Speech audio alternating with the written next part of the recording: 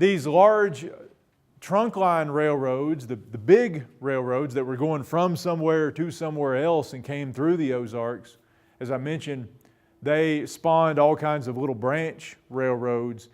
And a lot of times the branch railroads would last for a decade or 2 decades, however long it took to extract whatever they were extracting from wherever they were extracting it. So in northwest Arkansas, you had a lot of these little branch railroads that ran out into the forests. In northwest Arkansas, it wasn't pine timber as much as it was hardwood timber, white oak timber, red oak, that kind of stuff.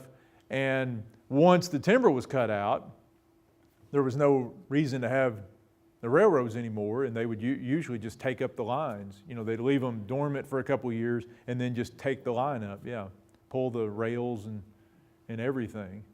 And there are some places in the Ozarks today where counties or towns have tried to use the old railroad beds where you can still see like a raised, graded area where the railroad once was, and they use them for bike paths or walking trails and stuff like that.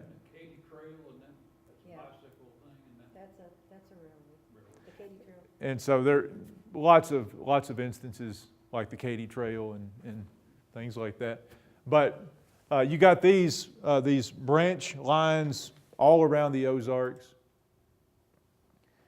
In Arkansas, though, the interior part of the Ozarks remained free from the influence of the railroad until the early 20th century, when 2 lines are finally built through the region. Just a few pictures, railroad pictures. There are thousands of railroad pictures. It's one of the things people took pictures of back in those days. You go ride the rails and you take pictures of yourself. Here's an 1899 railroad map in Arkansas, and this one's a little harder to see, but you can tell, even though it's a little fuzzy, that whole northern section of Arkansas is free from railroads. They're just beginning to be built into, you can see one up there that's kind of snaking over from the west into like Carroll County and Boone County, and that railroad will eventually be finished in the early 1900s. But you can see there by the turn of the century, there was still a huge section of the Arkansas, most of the Arkansas Ozarks didn't have railroad service or lived a long ways from railroad service. But again, you get that same kind of feeling. You look there and you think, not really building railroads in the Ozarks all that much. They certainly hadn't by 1899. All right, again, mineral deposits, timber, but as the railroads built through places, they generated their own commerce, their own business by town building. Wherever you had the railroad, it impacted local agriculture, it impacted what people grew and how much of it they grew. All of a sudden, if you lived somewhere in Wright County, which is a couple counties over to the east, and in the 1880s, all of a sudden the railroad comes through, the Kansas City, Fort Scott, and Memphis Railroad comes through, then you've got immediate access to railroad transportation that you didn't have just a year before. That might impact what you decide to grow if you're a farmer. Because now, here's easy shipping. And so what you saw along these railroad lines is a lot of times farmers would take up the growing of fruit. Apples and peaches became very popular as the railroads came through because these are perishable crops that you have to be able to get to market pretty quickly. And if you've got railroad service, you can do that. You would even have the beginnings of the dairy industry in places where farmers 40, 50 miles outside of Springfield could ship cream and dairy products, butter, or even eggs or other kinds of things.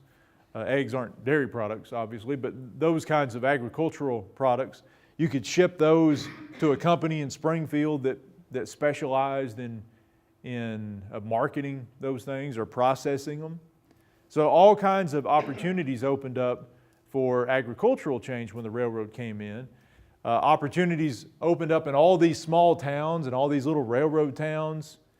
If you drive out Highway 60 east of here today, say if you're going out toward, if you drive from here to West Plains and you go by all those little towns from Springfield, you go through Rogersville and Fordland and Seymour and all those are all railroad towns.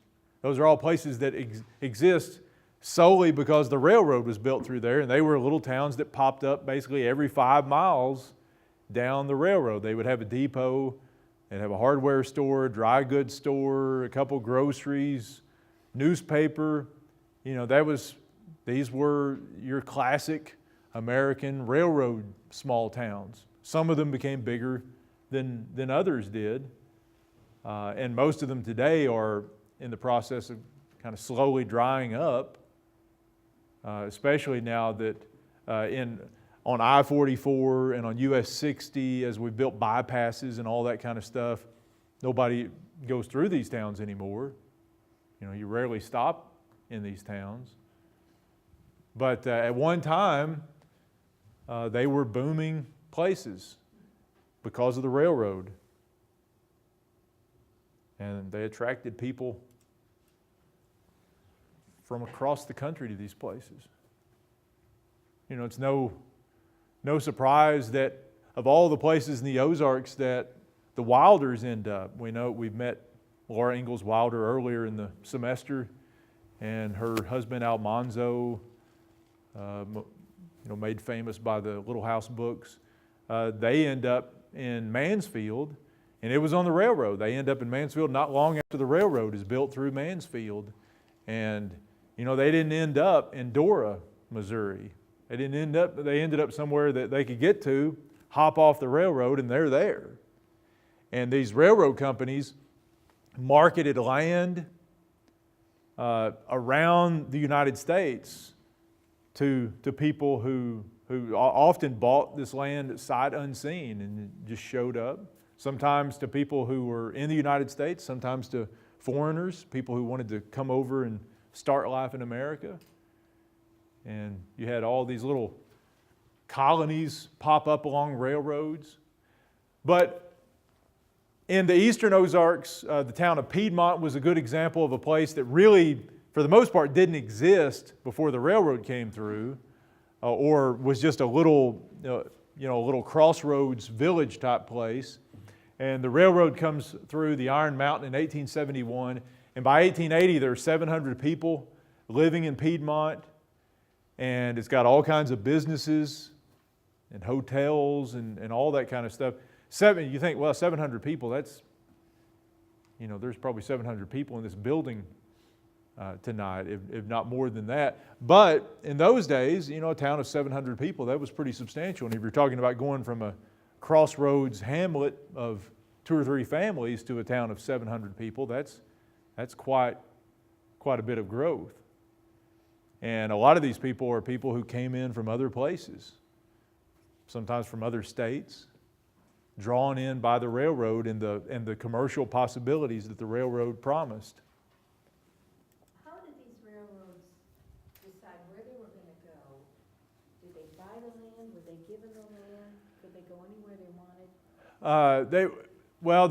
There were different laws that were passed. A lot of times the states would charter these railroads, and they would grant them land along the path that they had decided to follow. Sometimes railroads would request land from landowners, and a lot of times landowners would just voluntarily give up the land along the proposed right-of-way of a railroad, because the landowners were thinking, if the railroad comes through, I'm sitting pretty. I'm right here on the railroad, and my land value is going to skyrocket if I decide to sell it, or certainly I'll have more access to shipping and all that kind of stuff. And so a lot of people voluntarily just said, okay, here's Not that they gave them, okay, here's my 280 acre farm, you can have it, but the land along the proposed right-of-way,